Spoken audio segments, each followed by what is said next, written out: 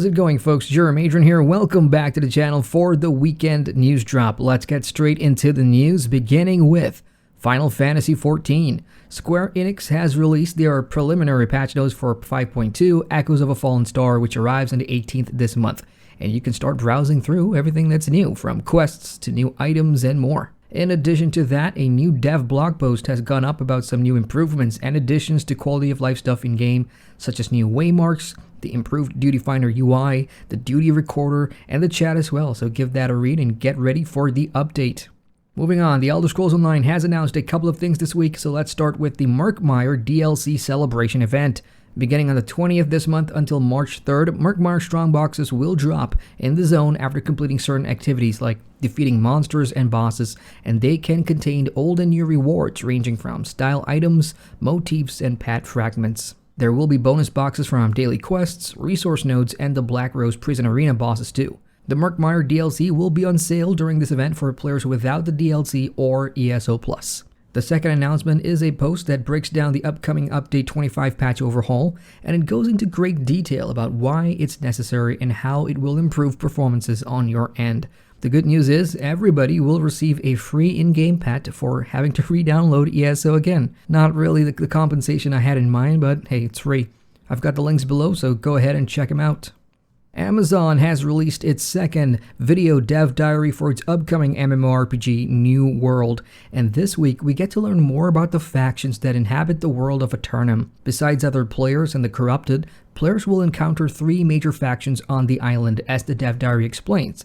The first are the lost, the wandering souls of unfortunate adventurers of the past that can't move on due to the magical powers the island has. The second is the Angriath, the pure natural power of the island that takes a guardian form, and they are sort of fighting back against the corrupted and other threats to their land. The last faction are the Ancients, a lost civilization that once thrived on Aeternum and now they're back to guard their secrets, and it's up to us to find out what really happened to them.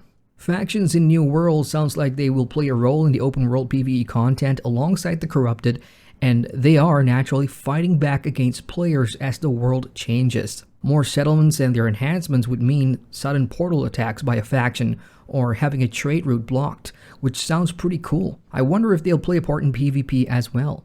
Anyway, all of this is pretty exciting, and I'm looking forward to seeing and hearing more.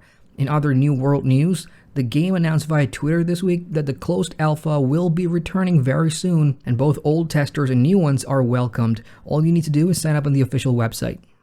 Over in Guild Wars 2, the MMORPG has begun running some experimental tests for Swiss tournaments in structured PvP. Announced way back in December as part of the 2020 roadmap, Swiss Tournaments is a system in which the number of rounds is based on the number of teams participating. In the official news post, ArenaNet goes to list on some good info, including why it's beneficial over the old system, and that's down to groups not having to wait hours in queue just to get into a competition and more. For those of you that do PvP and are interested, check out the link down below.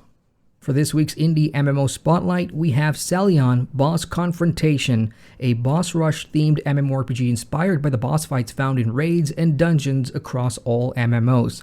There's no open world leveling in here, there's no farming or grinding. It's all about jumping into arguably the best part about things like this with your friends, and that's to take on a boss fight. This week, its developer Sentry Games released a brief teaser trailer showing off some art, but I have been in touch with them and they'll have some good news regarding when it can be played, which we'll share pretty soon. Meanwhile, you can check out their site, link below.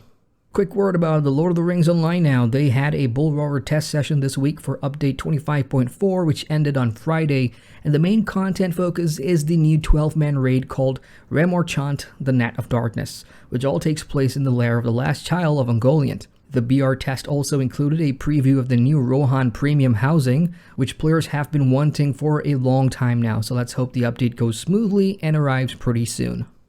In Dungeons & Dragons Online, players have a reason to be happy this week as Update 45 has arrived.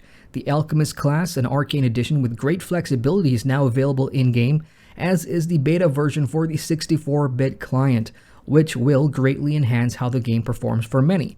I know this through experience because Standing Stone Games did the same thing for LOTRO with its 64-bit client, and the improvements definitely made a difference to loading speed, changing zones, and even the FPS. Patch notes can be found below in the pinned comment.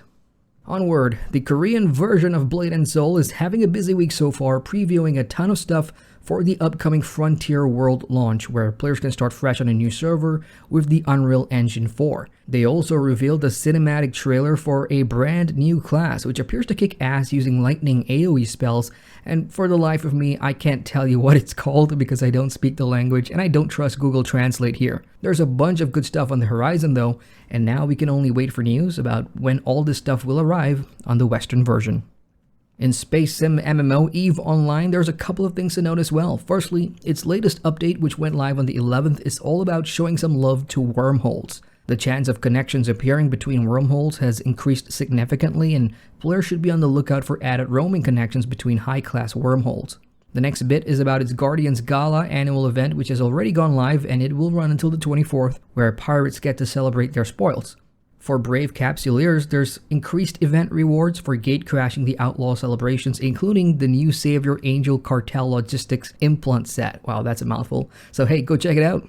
Rising Force Online, or RF Online for short, which has seen a new server launch recently under Publishers 4 Game in Brazil, has announced this week that it will be bringing this classic MMORPG to EU with another new server.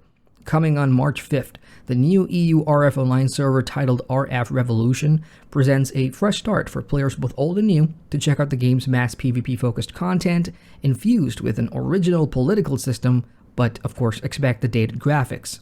There will be some slight variations too, like a quicker leveling speed to get you into the endgame much faster, and you will need to purchase a pre-order pack from the official site, which I've linked down below. Bandai Namco has finally revealed the launch date for Bless Unleashed, the latest Bless MMORPG that's launching on the Xbox One console. The game will arrive on the 12th of March, and interested players can already pre-order the Deluxe, Exalted, and Ultimate Founders Packs, each coming with varying tiers of bonus goodies very similar to those when Bless Online was nearing launch for the PC. I've got nothing else to add about Bless Unleashed, so if you're going to be jumping in, have fun, and hey, do report back to us on what your thoughts about the game is. And last but not least for the week, we've got news from Warhammer Odyssey, the mobile MMORPG that's in the works, and developers Visionary Realms have posted a preview and reveal of its latest class, known as the Shadow Warrior. The presser states that the class is suitable for both melee and ranged gameplay, and it uses stealth, evasion, and critical strikes to defeat its enemies. The official post also has some lore for you Warhammer fans to sink your teeth into, but unfortunately no video trailer, just these screenshots, linked below. And that's all I've got for now, folks. If there's news for a game you play which isn't covered here, or if you have news tips to share with the rest of us, do so down in the comments below. Hit that like button for the love of MMOs, and feel free to subscribe to the channel, and don't forget to click that bell icon which notifies you whenever a new video is uploaded. Once again, I'm Adrian, and I thank you for watching.